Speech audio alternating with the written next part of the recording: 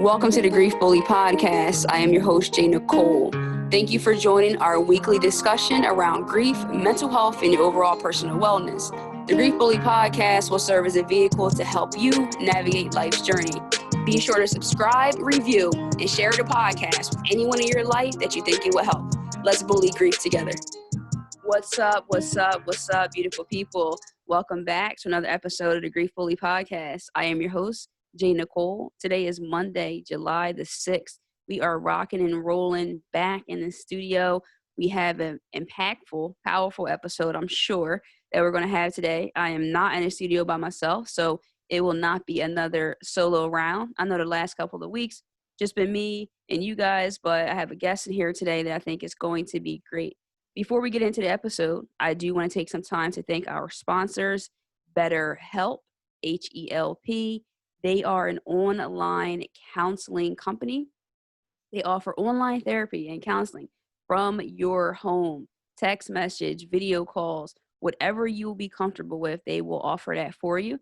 It is affordable, $65 per session. They do not take medical care, but they do offer financial aid. And if you use my link, trybetterhelp.com/thegriefbully, you will receive 10% off your first month. Guys, there are so many people going through so many things right now. Your mental health is in question. Life is overwhelming. Don't do it by yourself. Reach out, get a professional counselor to help you navigate this journey. Again, that's trybetterhelp.com/thegriefbully. So now that we got our housekeeping out of the way, I am certainly looking forward to getting into our episode today. As I mentioned, we have a guest with us, and myself and this gentleman, we connected about, I think it's almost been a year now. Last year, we connected on social media. He was doing an amazing documentary, invited me to be a part of it. I was super, super excited about it, all the way down in Baltimore. And now we have an opportunity to grow together again on my podcast, The Grief Bully. We'll also be on his podcast, The Walker Experience, coming up very soon. So stay tuned for that. I have with me today, Devin Walker. What's up, King? How you doing? Thank you. That intro was great. Appreciate it. No, definitely. I'm excited to have you here. I think, what you're doing in your community and what you're trying to do with your documentary and everything that you have going on, our missions are kind of aligned in terms of just raising awareness and having conversations that we need to have, especially in our communities. And so, unfortunately, you recently experienced a loss, and so it aligned even more with what I deal with here on the podcast. It was always created to be a platform for not only myself, for my healing through the losses that I went through, but for me to make sure that my people, my guests, have the opportunity to share their story as well. So I did see that on Instagram that your grandmother recently passed away, and you wanted to talk more specifically about something that I think a lot of us go through. And I was actually sharing this before I came here, what we were kind of going to be talking about. And my wife was saying that that's how she feels too, as far as going through the loss of her grandmother. So you want to get into it? We can talk about your grandmother, the loss, and then one thing about it that you were telling me that's really been plaguing you is it's just feeling like you didn't spend enough time. So. Right. Yeah. So my grandmother passed last week, which was June 24th, and she was 88 years old. She was incredibly strong. I mean, she's been through it all, right? And from, I guess, birth up until maybe high school, maybe middle school, 8th grade, I spent a lot of time with her. Saw a lot, stopped by her house. Especially as a kid, I was at her house pretty much every day. And but as you get older, and with all the things that I had going on, which at the time I was working and in school and trying to figure out filming and getting that together, and then I'm editing when I'm not filming and I'm not in school and I'm not at work. So I haven't really made enough time for anybody. I have 3 sons. I have a wife also. I have 2 stepdaughters, and I'm constantly on the go. And so I did make time to see her. She has been around my kids and things like that. But the last time that I actually saw her was after she had been in the hospital. She had a fall, and like shattered her jaw and the eye and everything like that. So I went to the hospital every day to see her. And then when she came home from the hospital, I went to see her. And we just sat in a living room and talked for a while. But that was like a year ago. And so since then, I've only spoken to her on the phone. And I spoke to her on the phone. It was odd that she even called because she doesn't really use the phone. But my aunt called me, and I talked to her on the phone for a while. And it was I look back on that phone conversation because that was about 2 weeks ago, and I take a little bit of comfort in that because the conversation was great. It was like we never missed any time apart, and so I probably that next day or a couple of days after that, my aunt called me again and said that she had a stroke and she was in the hospital. And then my dad called me and was saying that they don't think she's going to recover from it and that she was going to go into hospice care. And then with the pandemic, they weren't allowing anyone to come to the hospital. And with hospice, I think they started letting like two people come at a time. So it would be like my dad or one of my cousins who was actually with her every day. Like she actually they lived together for a point. And so I never made it to the hospice. My dad was keeping me updated with everything. He told me that they said she had about 6 months to live. But that was he told me that on Monday, and I think she passed on Wednesday. Wow. So I I started feeling bad because it was like, man, I should have made more time. Like I should have went to visit more. I should have called more or anything. And I started feeling bad about that. But then I don't know. I don't think that I don't personally. I don't believe that I deal with grief well. Like I feel like I may be afraid of it, to be honest with you, Wow.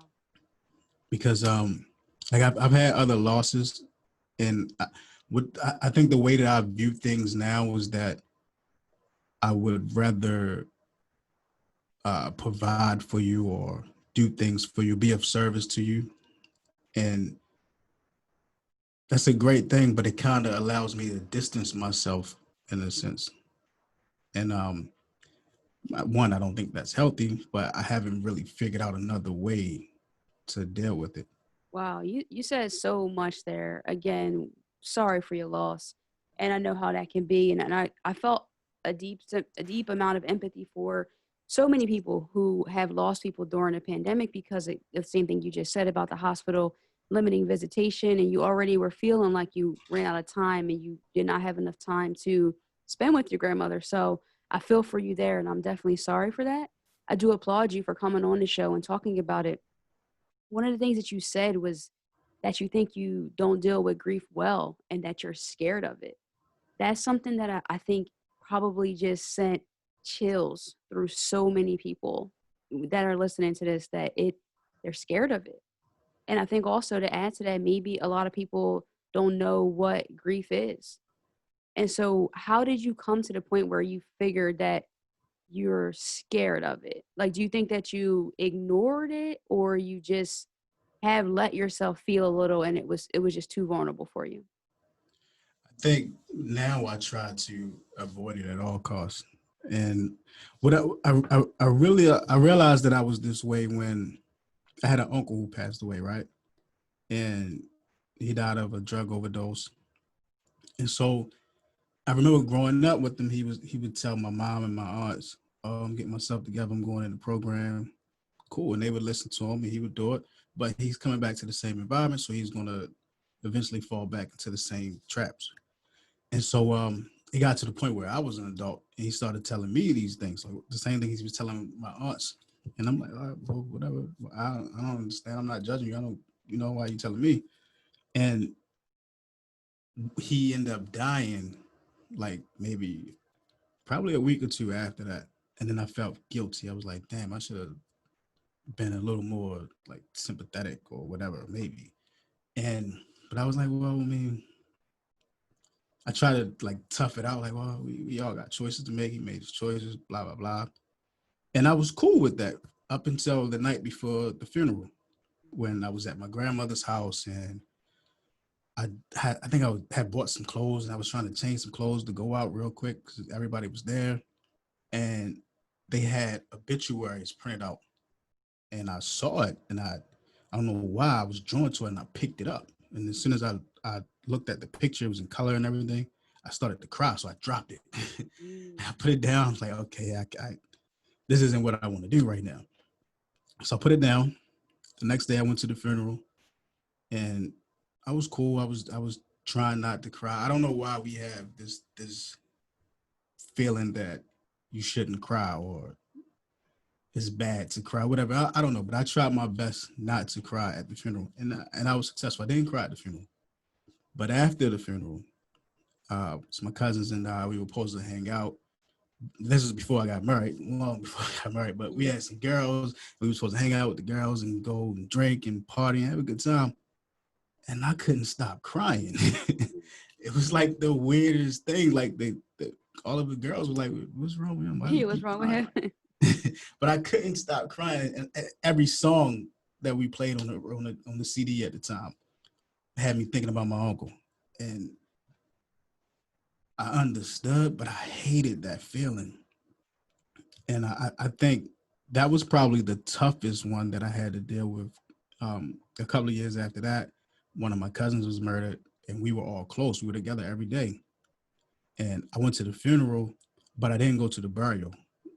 And I thought, well, if I don't go to the burial, I'll be able to avoid pain, I guess. I don't know. But later on that evening, it set in again, and I was sad. I was crying, and I think those two incidents like made me put a wall in between myself and others and feelings and all of that. Like, I'll love you and I'll do anything for you, but I never want to be in that position again. And I think that's what happened with my grandma. I think it was so different now because now I feel bad for putting that bridge in between myself and other people. And yeah, I'm able to do certain things like when my mom, when my dad and my cousins and my aunts were calling me about funeral arrangements and things, I was able to contribute and get a hall and find places to get things done based off of the relationships that I've built over the years of putting in all of the work that I do. So that part was so easy for me. And it just had me thinking like, well, maybe providing is just as good as spending time. And I try to force myself to believe it, but I don't. I really Yeah. don't. Listen, I'm telling you right now, you are seriously saying so much that I know a lot of people can relate to, and I think it's something that's actually very profound and deep, and especially with you being a black man. And I say that because I think that that is also something that I've seen in my experience. I'm not trying to add to the stigma, but feeling like you are afraid to let yourself feel in those moments like that, but putting that separation because maybe you just have been, I don't know if you can maybe answer this actually, if you were ever taught, like, did someone ever say to you, don't cry, or men don't cry, or just anything along those lines, or did you just adapt that? Because I never asked that question. I've had conversations with other men, and especially men of color. And so everybody out there listening, is not the only audience that I'm concerned with, but it's something that I have firsthand experience with the most is, men of color in my life and just that experience. So back to my original question, did someone tell you that? Like, how did you adopt that mentality, or is it just based on a feeling that you experienced and you didn't want to feel that way again? I think no one ever told me that. Um, for me, I grew up as an only child, and I've always been like I've always had my parents, like my mom, and my dad were always there for me for anything that I needed as a kid growing up. But I always had a sense of, I'm gonna do this shit myself. Like I always felt that way. Like even in middle school, I paid for my own haircuts because I didn't like the barber that my dad was taking me to, and I didn't want him to cut my hair. So I made sure I had money to pay for my own haircuts. Like I always been that way. I don't know where this um, fear of crying came from because I've cried a lot. Like I've cried in uh, broken relationships. Like I've cried. I've definitely cried a lot, and I don't I don't think I have a problem with that part. I think is the pain that comes along with it. The crying is you're gonna cry at times, but it's the feelings that's attached to it that I believe that I have the biggest problem with. That definitely makes a lot of sense. I'm feeling like maybe it's the fear of the unknown of where letting those tears come out and letting yourself really feel that vulnerable can take you. For me, I know that's sometimes how I've felt where it's like, don't cry right now because I don't know what other feelings or emotions are going to arise. And so is it going to start with me just allowing myself to cry a little bit and now I'm completely, out of control and I'm not feeling safe, if that makes sense. So feeling That's what it is. uncomfortable and not in control. Maybe control is a good word. Control. Yeah, absolutely. I believe that's 100% what it is because once it starts, it's like you can't just shut it off. You're letting all these feelings out and you're crying. And it's like, man, I I just don't want to cry anymore. But every tear, it's like every tear that flows brings up another memory or another thought that causes you to shed more tears. Yeah, and I think it's funny because the part of it that we are the most afraid of and feel the most uncomfortable with is the part of it that I believe is the most necessary. And so grief Yeah. is the inward thinking of the loss, and then mourning is an actual outward expression. And so we have to, and it's beneficial to allow ourselves to cry. And the thing is to get to a point where we can learn to trust ourselves with those emotions. So it starts to become okay, this is another speed bump in my grief, not a ditch that I'm going to just get stuck in and maybe my life is going to spiral out of control and I won't feel good because I'm gonna tell you right now, Devin, I like to be in control, especially of my own life and my emotions. And when I feel like I'm not, that is definitely scary. So I'm certainly right there with you. What do you think we can? So did anyone ever talk to you about grief or loss? So not so much how you handle it, so not the crying part of it, but just like, hey, people are going to die, and then this is how we're going to have to try to maneuver through. Because that's the main reason why I started the Grief Bully podcast was because I felt like when I was going through these losses, especially like my friend passed away when she was 25, and that was a couple years, 7 years ago. But like no one really said like this is what this is going to be like. This is a part of it. And as you get older, you're going to continue to experience this more and more. No, I was told that it's okay to cry, um, and then afterwards you get the I don't want to call it like a cliche or anything, but you get the same conversation. Oh, she's in a better place. She's not suffering anymore. And all of that may be true, but it doesn't really change what's happening in the moment. And so, like I said, growing up, like I did have that part, but then I also had the other side where you have family members and friends and people who say, "Well, I'm being strong. I'm gonna be strong. Be strong. Be strong. Be strong." But what does that even mean, right? So it kind of for me it was just tough because it's like, well, do you be strong and not cry? Right. Do you cry and don't without knowing how far this is going to go? Like, what do you do? Yeah, that is quite the oxymoron. To be strong but cry. Do I do this or do I do that?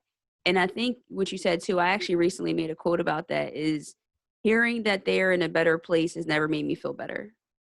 No, Because just like what you said, it's words, but they can't really change how you feel and how you're going through this experience. And I think it's something that I have felt personally I don't want to say defeated, but I felt like, am I putting all this energy into healing and growing in this grief and loss? But is it really going to, what is it really going to change? That's how I felt early on in my losses. Like, it doesn't matter what I do, what I say. My dad is gone or he's not coming back. My grandmother's not here. And, your grandmother's not here and things like that. So, what is really the point? But I do think that there can be beauty in bereavement and in the process of loss, but it's hard for people who have that fresh wound to really hear that. So right now you're kind of dealing with a fresh wound. Do you think there's anything that has been particularly helpful for you this early on? Just being able to provide in a way, just being able to, when I know there are issues with um, funeral arrangements because of the pandemic, or having a repast because of the pandemic. Like, some places are so backed up that they're pushing. One, you're not allowed to have a funeral, and then any memorial service that you are potentially able to have is going to be like 2 weeks and 3 weeks down the road. And so the thing that makes me feel a little better is that I've built so many relationships that I can actually make things happen. Like, I can go talk to somebody and say, "Hey, um, I need to use this hall, or can I use your hall?" And because of the relationship that I have with people, they are going to allow me to do it. And but that is like the trade off, though, because then what do you do? Do you spend every day with this person and then not be able to do anything for them, or do you kind of divide the time and half here but half provide? Or, and if you do that, what's enough time? Mm. Because now I also begin to feel like, well, this is what I'm feeling is a selfish thing. I'm saying that I didn't spend enough time, but the last time I spoke to her on the phone, she didn't say, "You don't spend enough time with me." So I don't know. It's like I'm just torn. What's enough time? Wow, that man, that definitely that definitely hit a chord with me because we always feel like that. Like, what if we could just talk to them one more time, or see them one more time, or hug them one more time? But man, you just said it right there. What's enough time? What really is it? Because then it's like, okay, who do I spend the most time with? Because we don't know when people are going to pass away, and so that's a point where someone could start to feel a little bit. I won't say the word crazy, but kind of, right? Like, do I spend more time with my mom? Do I spend more time with my dad, my kids, my wife? Like, whatever you have going on, because at the end of the day, you can't be everywhere at once. And like you said, maybe we are taking on a mindset of being more selfish, because if your Yeah. grandmother didn't feel like that, maybe you're beating yourself up or feeling like that. And I don't want to say it's not true, but maybe you're giving yourself a harder time with that. Yeah, I mean, for me, I think the guilt comes from somewhere, like, because I wouldn't feel this way otherwise. Well, I don't know, but I don't know when I would have spent more time. But I know that people make time for whatever they decide is important, right? So the way that I work, which now is different, but the way that I was working at the time, I was beginning work at 4 a.m., which means I had to leave out way earlier than that. So I'm beginning work at 4 a.m. Had a break at 10 a.m., which most people probably would have taken a nap or something, but I went to film. And so I started filming at about 10:30, finished up around 2 or 3, but I had to be back to work at 4 because I was driving a bus at the time. So back to work at 4. I finally finished for the day around 9, but then I'm starting to edit the things that I shot earlier. And then I finish around 11:30, 12 o'clock, take a nap because that's basically all it is, and then get up and go right back to work. Prior to that, I was working overnight, going to school during the day, pick up my sons after school, spend some time with them, take a nap, go back to work. Like, I did that all through undergrad. So, but I also found time to go hang out, to go to Right. clubs and bars and things like so. I don't know. You can find time to do the things that you want to do, and I think that's where the guilt comes from. Because, like I said, whenever I speak to her, she's fine. She's not saying, "Hey, you need to come see me more." How come I haven't seen you in so long? She's cool. So that's what makes me think is a selfish thing. Because if she wasn't complaining about it, why am I upset about it, or why am I hurt because of it? Yeah, I agree with you. I think we do make time for what we want to make time for. And although it may not be able to be as much in abundance as we would like it to be, I think we do need to prioritize. And if that's something that I would take away from this conversation, it definitely would be that we can't take time for granted. We can't take people for granted because unfortunately, we just really don't know what that's going to be like. But hopefully, we can try to not beat ourselves up. As we start to wind down, though, I do want to go into our inspirational boost, which is a part of our show where we like to just give a quote and talk about it or just leave it out there each week. We have this part, and it's sponsored by Adina J Designs. They make, create, and inspire us through decorated apparel. They've got custom tumblers, doormats, so many cool things. Please follow them at Adina J Designs, ADENA JAYDESIGNS on Instagram and Facebook. They are there. So many cool things. So the quote this week is, staying positive does not mean that things will turn out okay.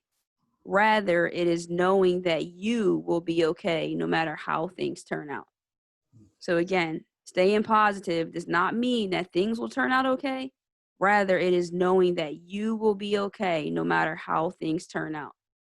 I mean, I think that's a good sentiment and echo for our episode here, which we didn't know how the conversation was going to flow, but I think it definitely aligns. We can only really know about ourselves and trying to control that part of it. And like you just said, we can prioritize with things so that we won't have this regret or have the guilt when it comes to that part. We can say, hey, you know what? I did my best. I gave as much of myself that I could. And also, to your point, too, maybe you give in your language. So maybe some people are the type of people who do spend more time, where you seem like the person based on our conversation that's more like acts of service and doing these things. And that's how you show your love. And so whether it was when the person was alive or after, you still were able, to share that love and support with them. Also, a part of our show that's very, very important to me is our In Love and Memory segment. And I mentioned this to you, and it's something that we do every week. We like to humanize and just talk a little bit about a person that has gone on and passed away. And so this week, with you being on the show, our In Love and Memory segment is definitely going to go out to your grandmother.